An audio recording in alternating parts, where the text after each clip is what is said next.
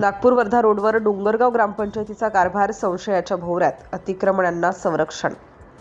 नागपूर ग्रामीण पंचायत समिती अंतर्गत येणाऱ्या डोंगरगाव ग्रामपंचायतीवर गंभीर आरोप समोर आले आहेत. नागपूर वर्धा रोड लगतच्या शासकीय मालमत्तेवर कथितरित्या साठगाठ करून काही नागरिकांना अतिक्रमणासाठी परवानगी देण्यात आल्याचा आरोप ग्रामस्थांकडून केला जातोय.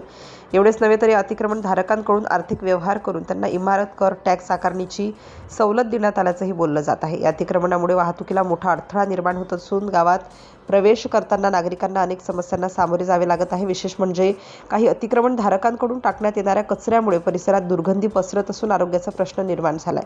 यात भर म्हणजे काही अतिक्रमण धारकांनी ही जागा तृतीय पक्षांना भाड्याने दिल्याचेही समोर आले आहे. हे भाडेकरू नागरिकांशी उद्धट वर्तन करत असल्याने गावात तणावाचे वातावरण निर्माण झाले आहे. या सर्व प्रकारामुळे ग्रामस्थांमध्ये संताप व्यक्त होत असून संबंधित ग्रामपंचायत सचिवांवर तात्काळ कारवाई करावी अशी मागणी करण्यात येत आहे. तसेच खंड विकास अधिकारी, BDO आणि जिल्हा परिषद पंचायत विभागाचे उपमुख्य कार्यकारी अधिकारी यांनी या प्रकरणाची सखोल चौकशी करून दोषींवर कठोर कारवाई करावी अशी जोरदार मागणी गावकऱ्यांनी केली आहे. सिटी इंडिया न्यूजसाठी रिपोर्टर संजय लांबट.